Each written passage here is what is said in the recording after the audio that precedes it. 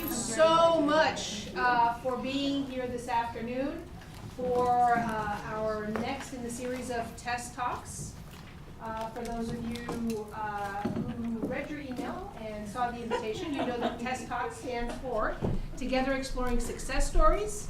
And this has been an ongoing series that we started in fall 2015 with the support of our ACE Regional Network presidential sponsor, Karen Haynes.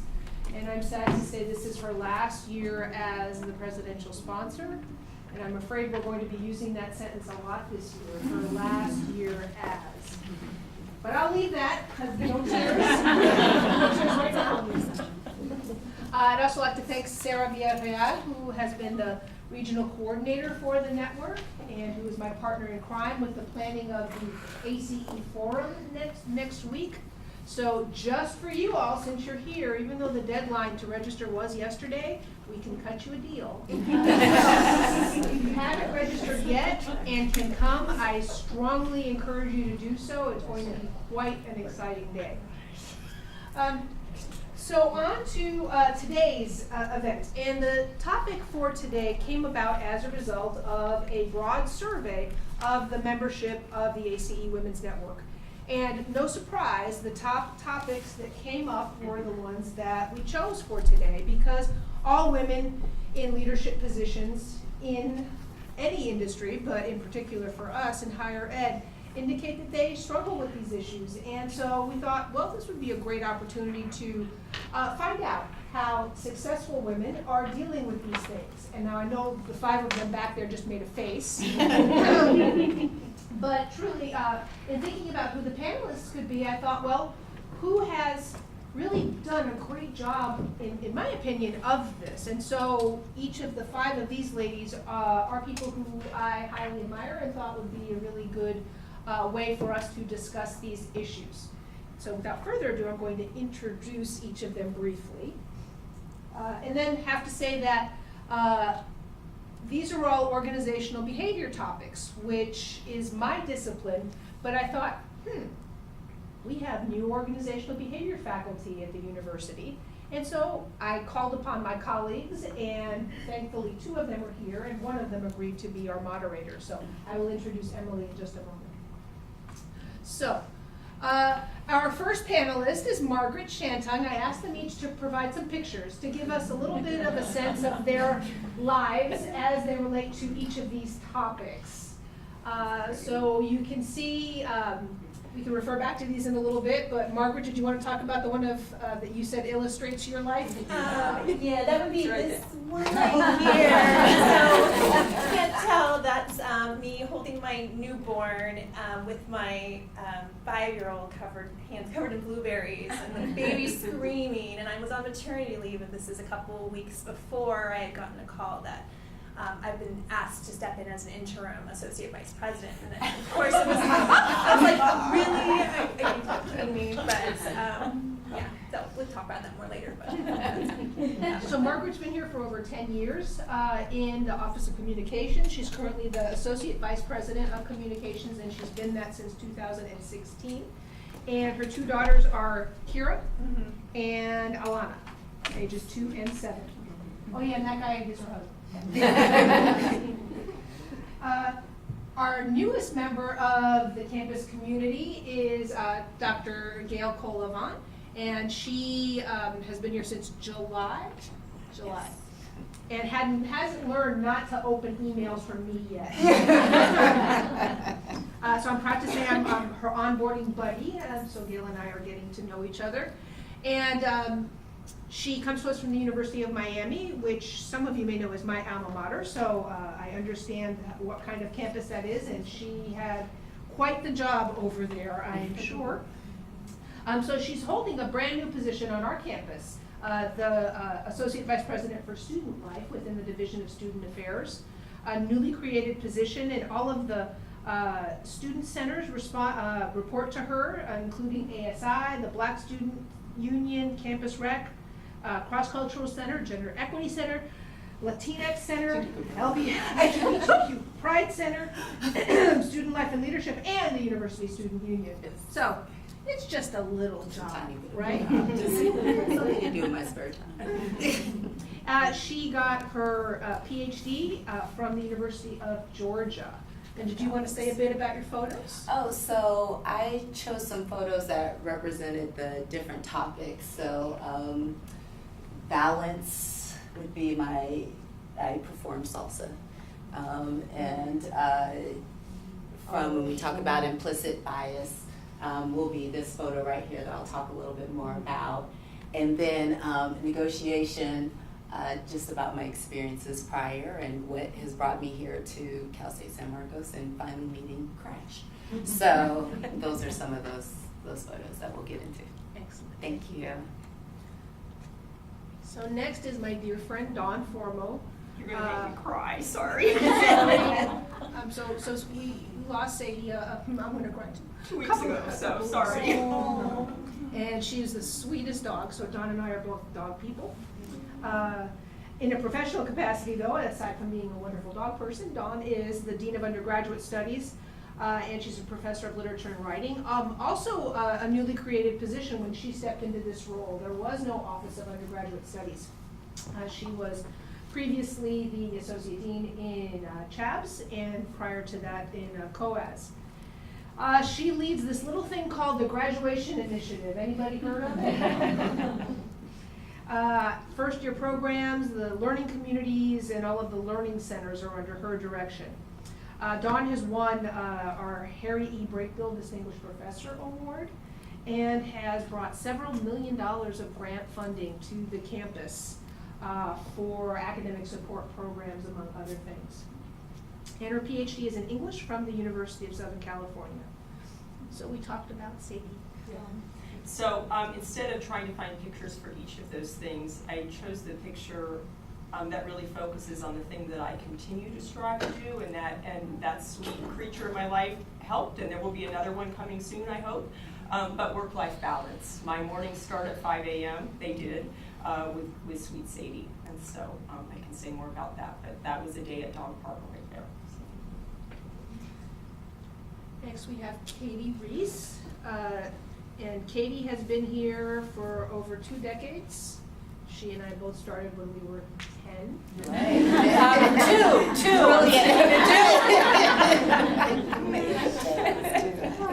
She is the Associate Vice President of Administration. She also has expertise in organizational development programs. She oversees safety, health, and sustainability, risk management, and the Vice President's office. So she handles internal audits. I'm glad somebody does. So there have been numerous awards that FAS has received under Katie's leadership: the California Challenge Award in 2010 and the California Prospector Award in 2013. She herself has won awards, including the Network for Change and Continuous Innovation Leader of Change Award. She earned her MBA from the Kim Blanchard Executive MBA program at Grand Canyon University. My pictures, well, the crazy one of my family, I chose that one because it's my husband's favorite one, which is, we have a lot of humor. So that's him being goofy, I'm looking off like, and my daughter's cracking up. So he just loves that because that captures our essence. But really, also for work-life balance or integration, we do Disneyland and have, since my daughter was part of the little kids, and then same kind of group down below, we would take a day off each month, pull her out of school and myself out of work, and no regrets. So just some fun traditions to keep us balanced. And she is a first-year student. Here. As we said. And last but not least, we have Sara Villarreal, who is Associate Vice President for Community Engagement. She has over 17 years of experience in public higher ed. She also started when she was 12. She, previous to this position, was the Associate Dean in Extended Learning. She also has experience in the UC system. She is currently pursuing her PhD in Leadership and Change from Antioch University, so talk about balance. So in addition to her day job, she is pursuing her PhD. Under her right now, she oversees community outreach, economic development, and internships. So Sara, did you want to talk about your Sure. These are all of the things that I'm balancing at home. So in addition to work, the PhD program is represented there. We have 2 new rescue dogs in addition to our family. My mother-in-law lives with us, and we have 2 boys, Nathan and Noah, age 11 and 8, and all the things that come along with them. And we love escape rooms. That's our new family thing. So we've done 10 of them. Oh, wow. And do you escape? And we have escaped at 8 of them. Wow. Pretty good track record. Well, and now I'm going to turn it over to our moderator, Emily Tarr, but not without first showing you her picture. And I didn't deliberately look for people who like dogs. But it's a plus. So she's an assistant professor in the management department. Organizational behavior and human resource management are her areas of specialty. She has her PhD from The Ohio State University and BA from the University of Michigan. This is her 3rd year on campus, and I interviewed with her 3 years ago and said, "Oh, you've been here about a year, right?" She said, "No, this is my 3rd." So time has gone by. So without further ado, because we are so time constrained, I will turn it over to Emily. Yeah, so, You want me to? no. Thanks. So at some point, I might have to, speaking of balancing things, I might have to just send someone across the hall to my class that starts at 5 o'clock to be like, she's gonna be late, because I can already tell. So when Regina asked me to moderate this panel, I was really excited to be a part of it. I love the idea of having kind of these women-focused groups on campus, and I love that these were the topics chosen, because they are all topics that I think are really important. I tend to be very biased though, because this is what I teach in class. So I try to make the case to all my students that these are important topics, but it's nice to kind of get that reinforcement from others who think that's important. So my role here, please know that I teach entire classes on what I am introducing. So I'm gonna try to be brief as possible. I already inundated these women with way too much information about all of these topics, but I'll try to be brief. So when we talk about work-life balance, the reason why that is something that we have to talk about is because people have different roles or identities in their lives. Now, oftentimes I talk about this in terms of just work and non-work lives, because everyone's non-work life is somewhat different. But in the work life, typically that has to do with anything that is associated with our employment. And we have these different roles in our lives. So there's different ways that we can kind of manage the boundary between these different roles. There's a couple strategies up here. There's one called integration and one called segmentation. Now please know these are 2 opposite ends of the same spectrum. So most of us are not at one extreme or the other. We're somewhere in between. People who are more integrators tend to blur the boundary more between work and non-work. They tend to socialize with their coworkers. They tend to do work at home. They tend to even symbolic things like keep all of their keys on the same ring, or have everything in one calendar. On the other side, we have people who are segmenters. And segmenters really prefer a strict separation between their work and their non-work. These people really don't like to talk about work when they're at home and vice versa.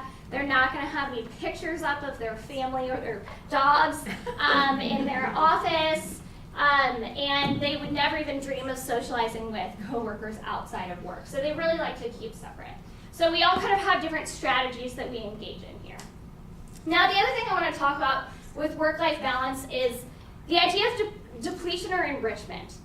So in an article in 1997 that was published in Fortune magazine, it said that many employers are really worried about people's non-work lives because it gets in the way of work, right?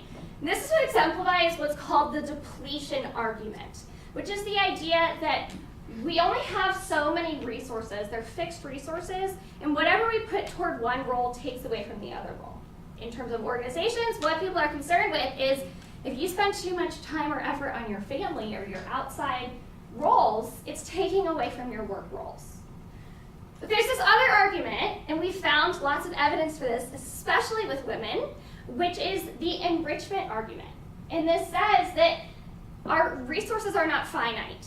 We actually can gain things by engaging in multiple roles that help us in another role. So things like social resources, or even the positive associations or positive emotions we experience in one role can actually sort of energize us to perform better in the other role. So this is my quick kind of overview of what work-life balance is about. And now I want to turn it over to my panelists, and I've prepared a couple of questions for them. So first, do you guys see yourselves more as integrators or segmenters? And kind of what success or failure have you had there? And second, because I know we're time constrained, if you'd like to talk more about the depletion or enrichment, which have you experienced? And what have been kind of your stories there?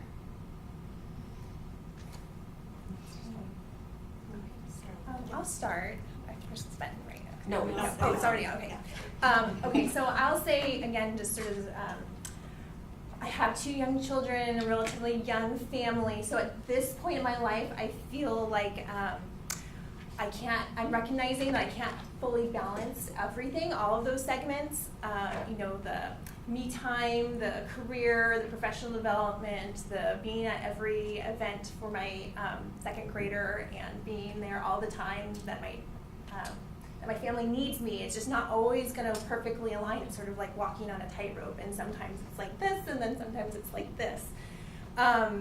So I would say right now it's more of a segmentation where I find that when I'm at work, I'm focused 100% on where I need to be doing the work, and knowing that when I leave to go meet my family at home, I've got to be on for them and be the parent for my 2-year-old and my 7-year-old and be responsive to just the needs of my family. But then again, everyone's in bed, no one needs me anymore. Okay, let me switch on my my email, let me check and make sure that things are good. If I have any projects I need to wrap up for the end of the day, I'll do it then. So, and especially because of my role with writing and editing and creating communications, it's kind of a creative thing, and it can't be done for me with a lot of distraction. So having the children at the table, although when they're older, I'd love to all of us have homework out and be able to do that and have me writing on my laptop. But right now, if the 2-year-old asking for a sippy cup that's purple and it's not blue, it's like I cannot focus right now. So I find that I have to really segment my time and pull myself away if I need to go work on something and say, all right, honey, you've got the kids, and I've got to go to a coffee shop because I can't physically be in the house because they'll find me. So.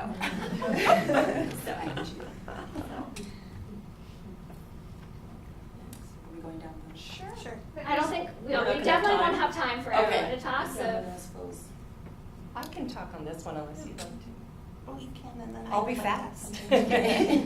So it's interesting that, Margaret, you were talking about segmentation at this point in your life, because that's what my remarks were going to be, is that when my daughter was younger, segmentation was important to me. So waking up really early, staying up past when she'd go to bed to get work stuff done, because I thought she was just too young to understand why I couldn't give her my undivided attention, and she just needed me more. But as she got older, I thought it was really important for her to see what I was working on and that I could balance it all as a model for her. And we did do her homework and my work time laptops next to each other many nights at the dining room table as each other's support system. So I think it just depends on what's going on in your phase of life. So I think I've created a new term. I think I have episodic depletion perspective. So there are moments when I definitely feel the depletion perspective. So when I have to take time away from work to take my mom to a doctor's appointment, or when I was late coming back from a conference and missed my oldest son's kindergarten graduation. Those are moments that feel more depleting. But I think in general, like Katie, I really do have an enrichment perspective. And I stayed home for the first 18 months of my oldest, with my oldest son. And I enjoyed it, but I also learned a lot about myself and how to be my best self. And my best self is someone who has a meaningful and challenging career, and who can then try to find ways to enjoy family and co-lead a family. So I learned actually from President Haynes that I should try to find things that I don't have to do myself to ease the work-life balance burden. So I love Amazon, I love Instacart. I've attended a number of kids' functions via FaceTime. Has been carrying me around on a phone. So I definitely have an enrichment perspective overall.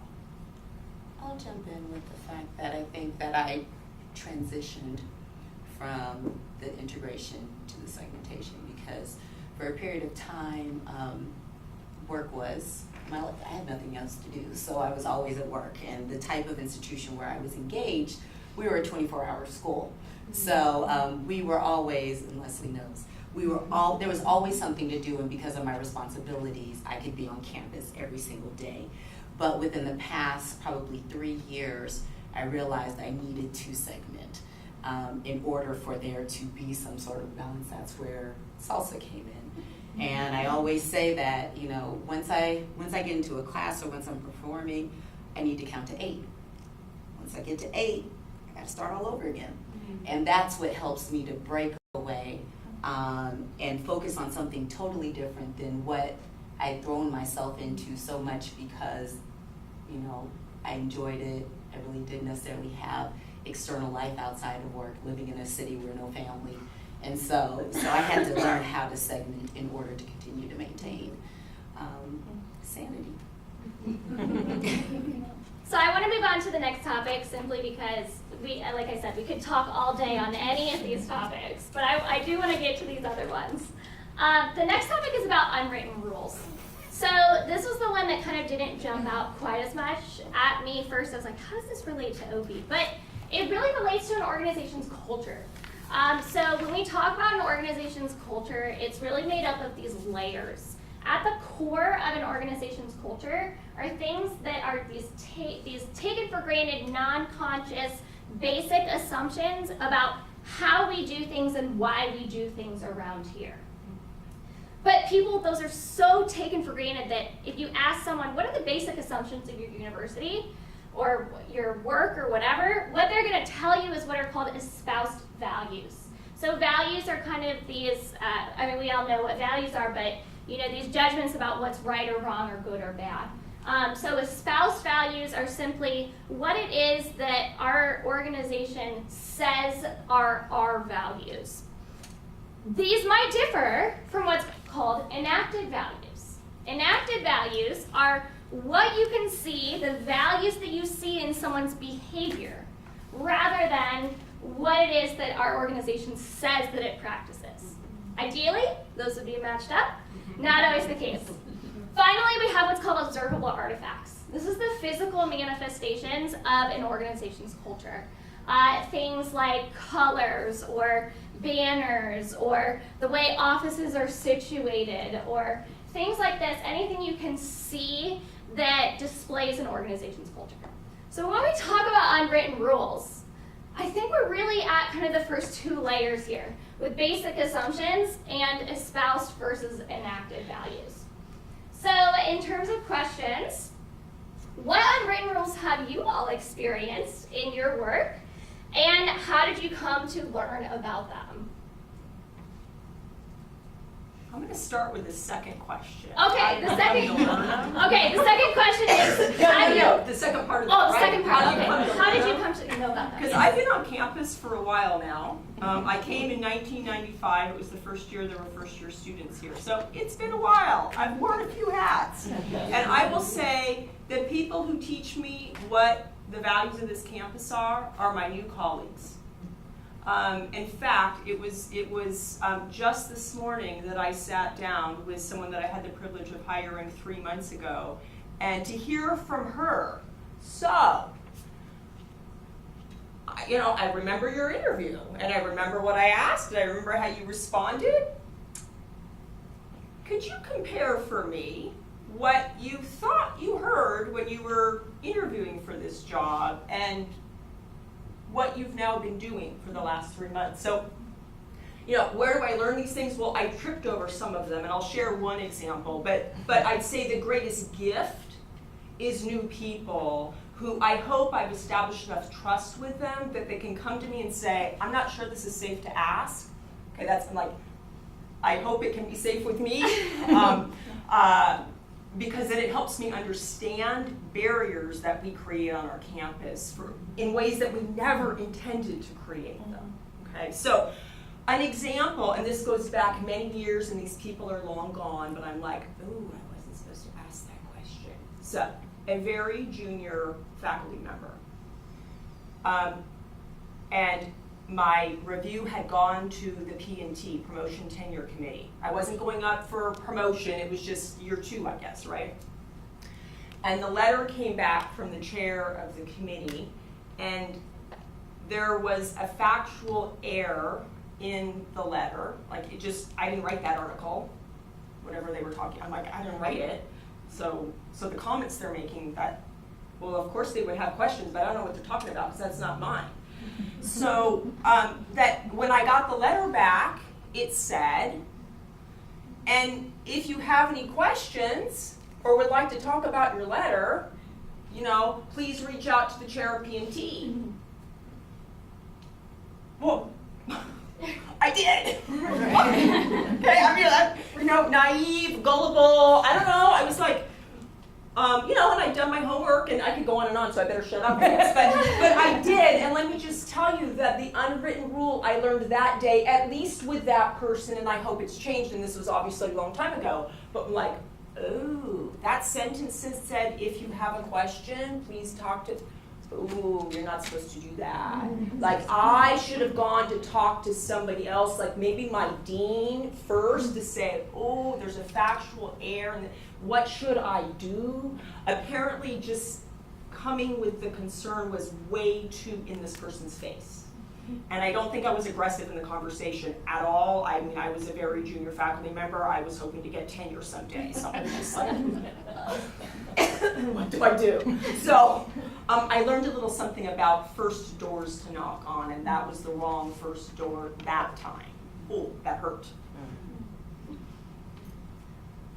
I was very fortunate when it comes to unwritten rules because years ago when I started out, I was an admin assistant to an associate VP who just decided to take me under her wing, mentor me, and would spend a lot of time explaining the unwritten rules. And I wasn't necessarily asking, but even if I would sign up to be on a committee, she'd say, hey, this person is in that committee.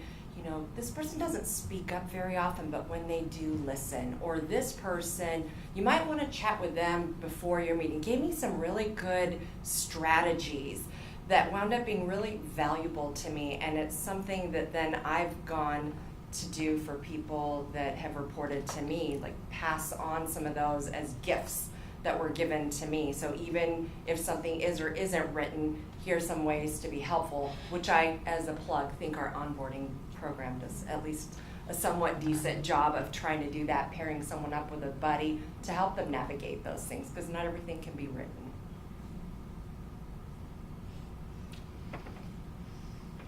Anyone else want to weigh in here, or I'm happy to move on? All right, I will move on to the next topic, which is the idea of implicit bias. All right, so when we talk about biases, and especially things that are implicit, we're talking about what's called the perceptual process. Perception is simply how we come to know what is around us. And within the perceptual process, we go through what's called categorization. Categorization is when we're perceiving something in our environment, we compare it to what are these already existing categories that we have inside of our heads.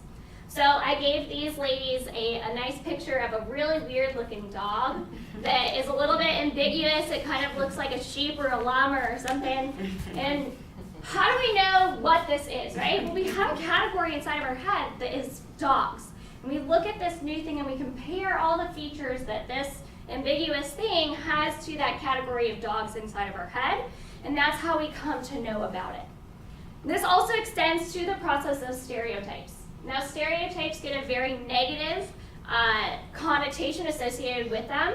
They're not necessarily negative. They can have negative outcomes, such as discrimination, but stereotypes are simply a mental shortcut that we use because our mental energy is a finite resource, a fixed resource. We only have so much of it that what we do with stereotyping is we know or that a person is the same or belongs to a certain category. That's where that categorization comes in. We already have these ideas in our head about aspects of that category. So what we do is we infer that this person we really don't know over here, oh, they belong to category X. Well, everything I know about category X must pertain to them as well. This is really where our implicit biases come in. We form these associations in our heads without even knowing that we have them. So, a really interesting one, and I think one that pertains to all of us women in here today, is the associations we have between gender and careers. I really encourage all of you guys to take this test. It's a really quick 5-minute test if you've not taken it before that will actually test whether you think you have an implicit, oh yeah, I'll get out of the way so you can take a picture if you want, whether you have an implicit bias associated between female versus male and career versus family. Now, I was actually very surprised when I took this test myself because I grew up with a very strong female role model, very engaged in her own career in my family. I always looked to female role models in my own career, and I actually have a very slight, it's very small, but I have a slight implicit bias there. So the thing about implicit that implies is that we're not aware of it. And so this can really affect us in ways that we think, well, I don't hold that bias, but we actually oftentimes do. So I really encourage you women to take this and see kind of what you hold. It's a very interesting test. I could talk a lot more about that. But in terms of implicit bias here, have you all ever experienced another person's implicit bias? In which ways? And then do you think there's anything we can do to change people's implicit biases? I'll jump in. So one thing I think about implicit bias is that it creates limitations of what your expectations are of someone else. And experience that I have, and that kind of reflects the picture that I put up there, that was an Instagram picture, was that when I was initially hired at an institution, I was first statements were, okay, you're the highest ranking African American female in this particular space. It was like, okay, thank you. Like, I hadn't thought about it, but now I know. And then with that came, and because of that, you have an opportunity to mentor all of these individuals, specifically the women's basketball team. And it's like, okay, don't play basketball. Can't dribble without traveling. Like, there are just things that wasn't going to be necessarily what I would consider to be a natural fit. However, that was kind of what the message was that that's kind of your role, or what I see as your role at the institution. Well, if I had kind of allowed myself to be limited, put that box around me and say, okay, if that's the expectation, then I'll reach out and try to work with the women's basketball team, I think it would have been a disaster.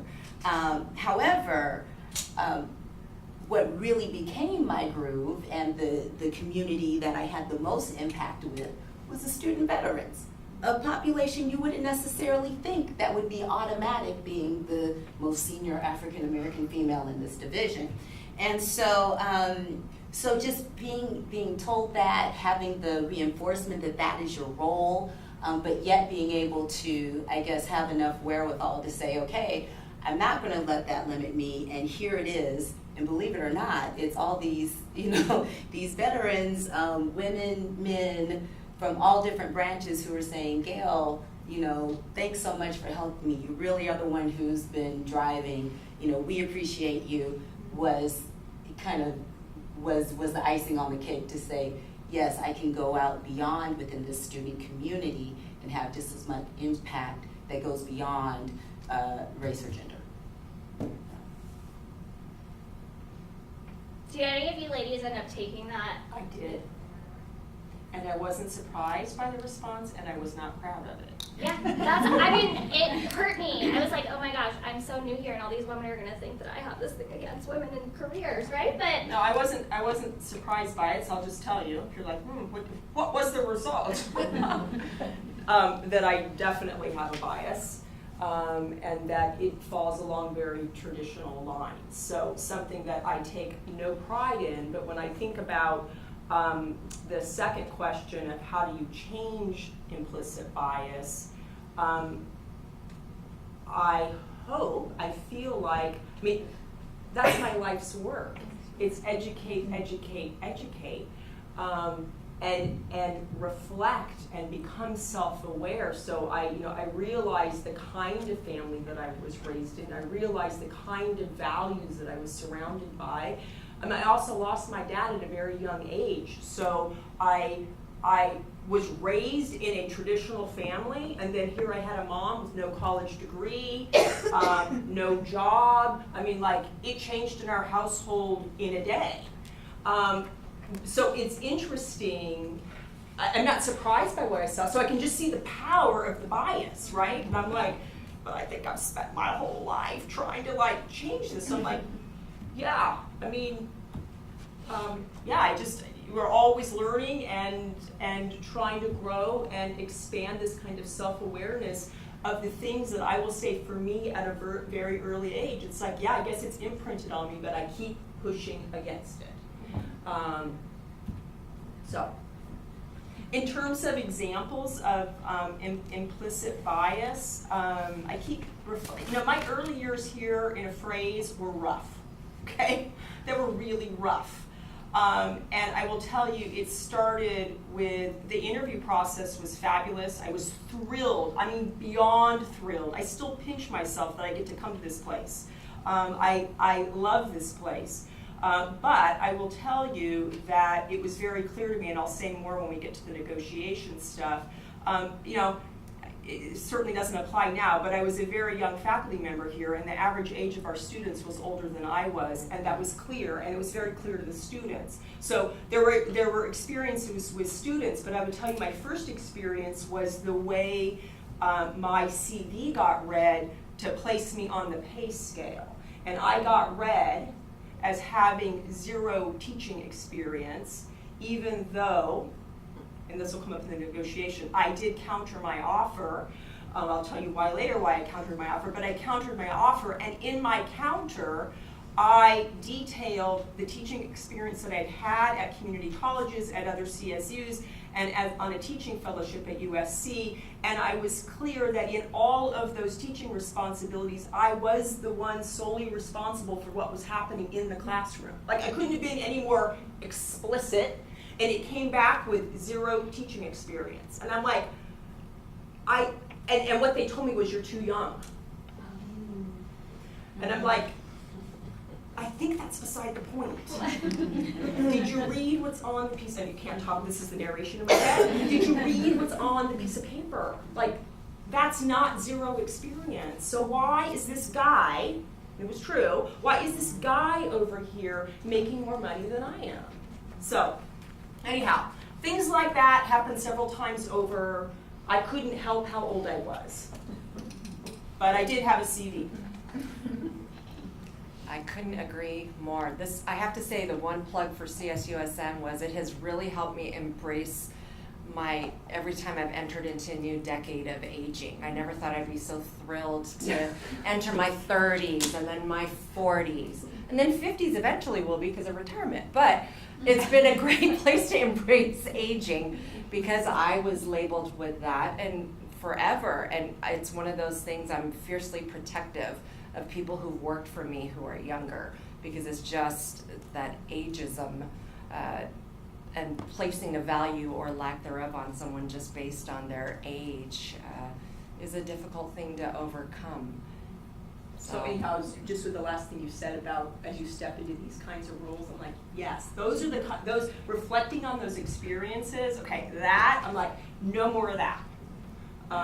Yeah, I can change something about that. Exactly, that's the best way. Is it, even if it wasn't happening for me, that I would make sure and take out my sword to slay the dragons for my employees or friends. I would just add in terms of creating change is that even within myself, I'm trying to stop apologizing for every time I have to tell somebody, I'm sorry, I can't come to that conference, I'm sorry, I can't make it to soccer practice, I'm sorry, I have to skip that next meeting because of the overlap and the demands, but whether it's professional or personal, and then to extend that sort of encourage my staff who report to me to also not apologize when their lives get a little messy, and that includes the men in my office too. So that it's not just about the women going home if the babies are sick, but it's also about the men in our office and saying, you got to go home and help your your spouse or your partner. It's not just about it's about it's embracing it and not saying, this is some deficiency in me personally, but this is just about creating a culture within the office, within the division, within the university, and then even in professional associations that say it's okay to have a messy life sometimes.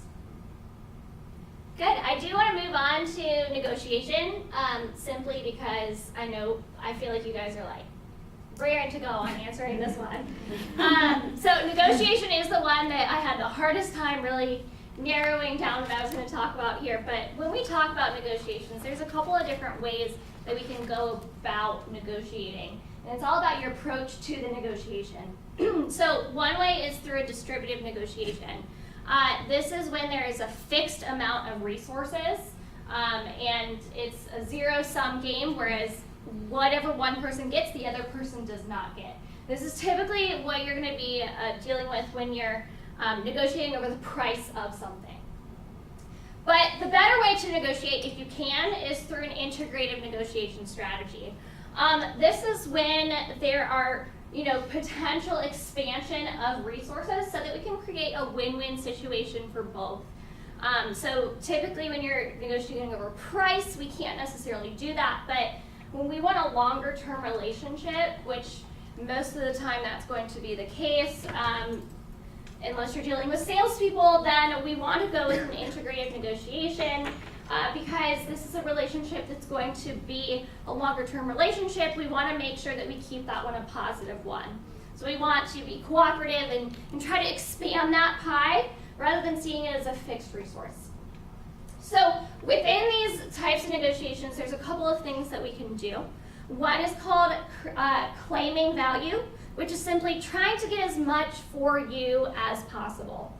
Regardless of the type of negotiation, we want to engage in claiming value. We don't want to, undersell ourselves here. In integrative negotiation, we also engage in what's called creating value. Again, this is expanding that pie, making it so that I'm getting what I want, but we're also making sure that both sides are satisfied here. So in terms of skills for negotiation, one of the very most important skills, and what I see people lack the most, is preparation going into the negotiation. So you want to do research on the other party, kind of figure out what their motivations are. Many times when we go into negotiation, we only think about what we want, but it's important to think about the other side as well. Also with preparation, we want to set certain points. We want to set, first of all, what our first offer is going to be. We also want to set what is called our target point. That is our kind of best case scenario. And then we also want to set our resistance point, which is a walk away from the negotiation if we go below that resistance point. That one's really, really difficult because we get invested in these negotiations. It's really hard to walk away. We also want to consider what's called our BATNA. That stands for best agreement to an associated, best alternative to a negotiated agreement. So what that means is there anywhere else where I can get this resource from? If we're negotiating over a house, are there other houses that I want, right? So the higher your BATNA, the more power you have in the negotiation. If you can only get this resource from one person in a very specific instance, then your BATNA is pretty low. We also want to consider the use of time in our negotiations. Like I said, the more time you have spent negotiating, the more invested you're going to become in that negotiation. This is what's called escalation of commitment, or the sunk cost fallacy. We have to ignore those things that we've already put in, we can't get them back, and think about going forward. Also with time, we can do what's called an exploding offer. So this is, you set an offer and say, this offer is only available for a certain amount of time, otherwise I'm going to walk away from this negotiation. Puts a little more pressure on the other side. We also want to discover priorities of both ourselves and the other side through offers and concessions. So a lot of times in negotiations, there's going to be kind of a multi-issue thing that we can negotiate on. I'm willing to go this far on A, but I can't go any further on B. Lets them know that, hey, I'm here to negotiate, but what's really important to me is this issue B. So if you can meet me on issue B, then I'm willing to go a little further on issue A. And finally, we want to work on building this relationship. We need to signal that we are trustworthy, that I really am giving you all the information, I'm in this to make it a positive relationship, and that I'm hoping you are doing the same. So, when it comes to negotiation, so what success or failure stories do you all have in terms of negotiating? And, well, let's start with that first question, and we'll get to the second question if there's time. Sure, I'll go. So I think it helps that I'm green, and I don't mean green in terms of experience, but I mean green in terms of the human resources colors workshop green. So what that means is that I appreciate, and often one of my top strategies is logic and reason.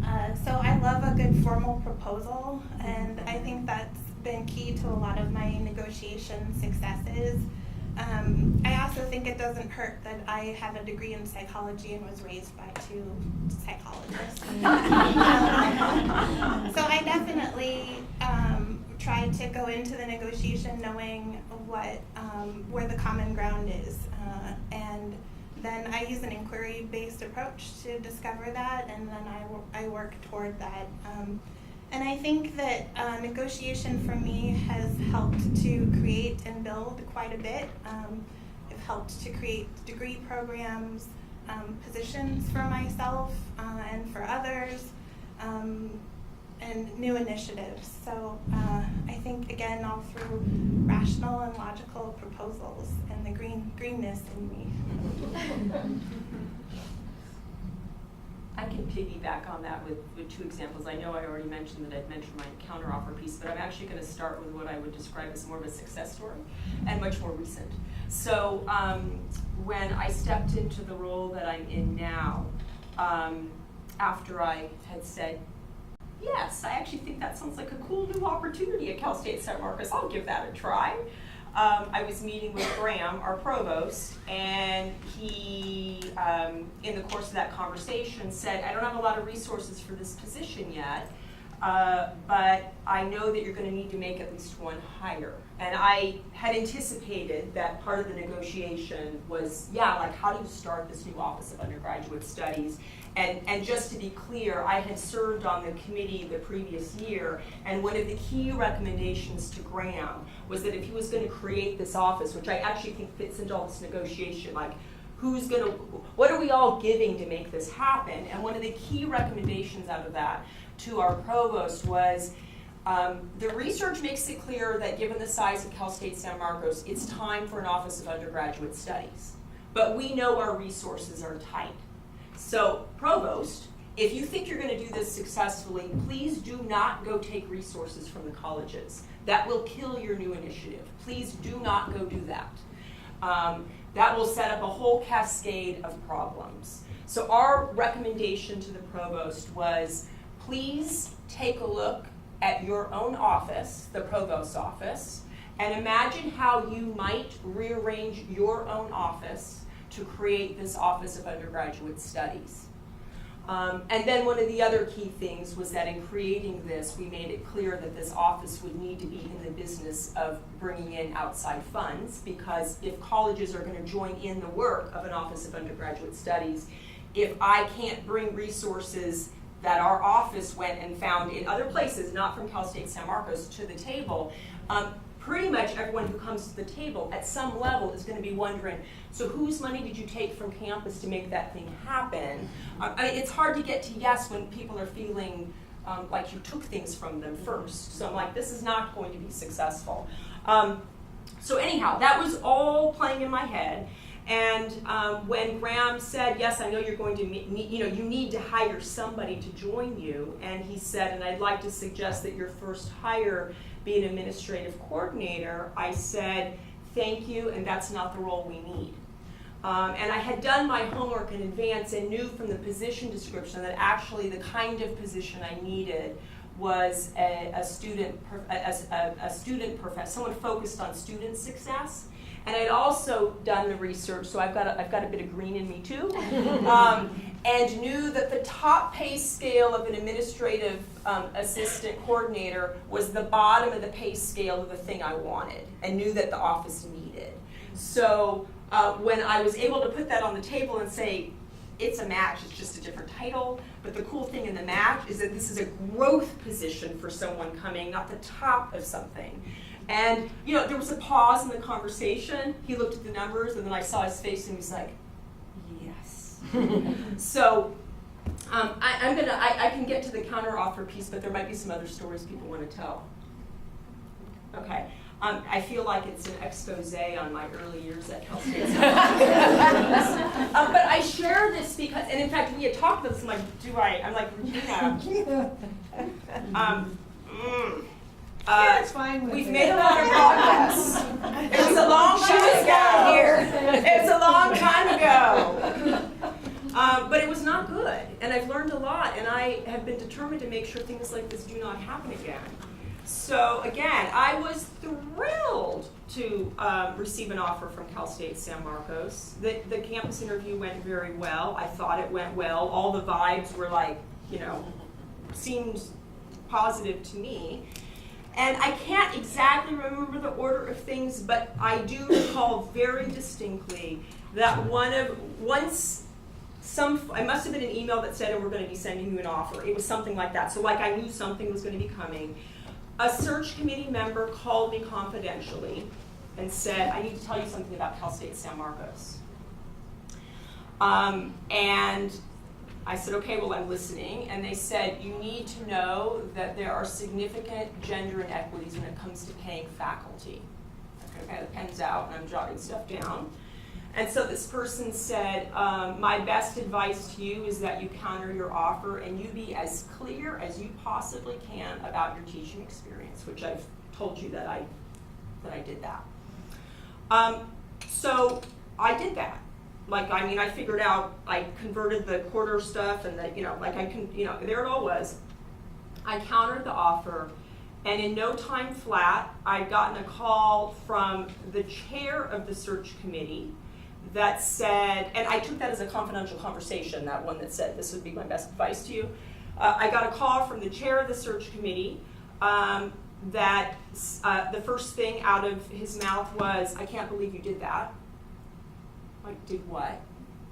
Countered your offer. Can't really remember what the rest of that conversation was, but it ended. And not long after that, the department chair called me and said, can't believe you did that. And no one's ever done that before. Counter an offer. I'm like, oh, I may not have had a tenure track position before, but this is like the craziest thing I think I've ever heard. Okay, so there was a silence on the phone for a moment. That chair then, these people are no longer here. That chair then went on to say, And I know there's a gender bias, there's been a gender bias on this campus when it comes to faculty pay. I had said nothing, I was just like, right, I mean, I was still going, whoa, I can't believe this person just told me they can't believe I countered an offer. I know there's been a gender bias on this campus, and went on to say a little bit more about the problems in the past, but I think those problems have been resolved. So I'm on the phone and I'm like, I don't really know what to do. And so as I'm continuing to listen, I asked, can you assure me that those gender issues that you just named, that they have truly been resolved at Cal State San Marcos in your college? And he said, yes. And I said, if you can assure me those things are true, then I will accept the original offer. Okay? Fast forward to the second week of the semester. I was brand new to a unionized environment. I figured I better get myself educated. I go to the first union meeting. At the end of the meeting, the president of the union, a faculty member, calls me aside. I've never met this person before. And says, I need to talk to you. I'm like, about what? Well, my job is to take a look at incoming faculty salaries. And I just need to tell you the lowest paid faculty member on campus. And you need to do something about that. Okay, so stuff's floating around in my head. Fast forward another year, our department has gone on to do more hiring. If we loop back to the question about work-life balance, one of the things that I did in terms of my research life and my personal life, and this stuff started to merge, and so, nice communities of friends and scholars, like you're writing together, you're presenting together, you're making meals together. I mean, this was my early days at Cal State San Marcos, and of course, in the course of one of those dinner conversations, one of my dear colleagues starts recounting her experience and says, and I got the strangest phone call. And this person says to me, after I countered my offer, which I had no idea that person also countered their offer, I can't believe you did this. No one's ever done this before. At which point I took my glass and I was like, okay, I'm usually really private about this stuff, but this conversation shifts right now. I need to tell you what my experience was. We need to talk about this, because there is a problem in our college and in our department.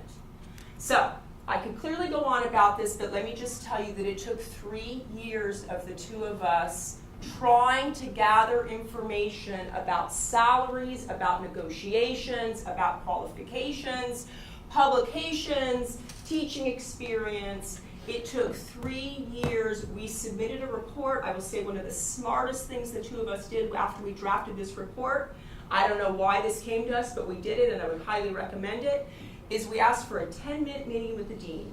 Not for permission, but a heads up to the dean, because we understood what the process was by this point, and the report we had written had to go to the provost, and we thought, we're not idiots. Probably would be smart if we let the dean know that we did this. So there was a copy for our dean. We had a 10-minute meeting to just say, just need to let you know we've had some problems, and so here's the report that we're going to be handing to the provost shortly. It was resolved, but you can imagine 3 years of difficult conversations with some folks telling us you just need to go get another offer. That's how you're going to solve this problem. And I'm like, you don't understand what the problem is. The gender issues that we mapped out on a very simple grid, it was so clear that there were age and gender issues at play here that we hardly had to put words to the graphs. It was so clear what the issue was. And so, anyhow, you can tell from the passion the way that we're talking about this. I've carried this with me for a long time, and I hope it has left a significant imprint on the way that I choose to lead, and the way that I think about salaries, the way that I think about the people that are around me. The gift of negotiation in my mind, and that's why I shared the first story, was I see negotiation as this fabulous opportunity for problem solving. And so putting that horrible experience aside, one of the greatest gifts of the work I get to do at this campus is trying to figure out who needs to be at the table to solve that problem, right? What kinds of brains do we need to get that thing figured out? That's fun. That's the fun part of negotiation. This salary stuff, Like, it's in my head. And, you know, it gets acted out every time there's another one of those kinds of conversations. But anyhow, just because I let you know, yes, I had a tough time, I figured you might as well know what the story was. That's what it was. And I guess I should be quiet, because we're out of time. Well, let's give these panelists a round of applause. Thank you all for coming. I will let Regina close it up. So I realized that I gave these ladies an impossible task. We could have gone on for another at least hour or a day, etc. But I thank them all for being so candid with us, for sharing their personal experiences. I thank Emily for all of the prep work that she did in framing the questions and bringing the issues to you. I hope that you're able to take away at least one or two tips or tricks to help you with your daily lives. And I thank you all for making time in your incredibly busy schedules for being here. And don't forget the forum next week, next Friday. Get on the Southern California website and register. We'd love to see you.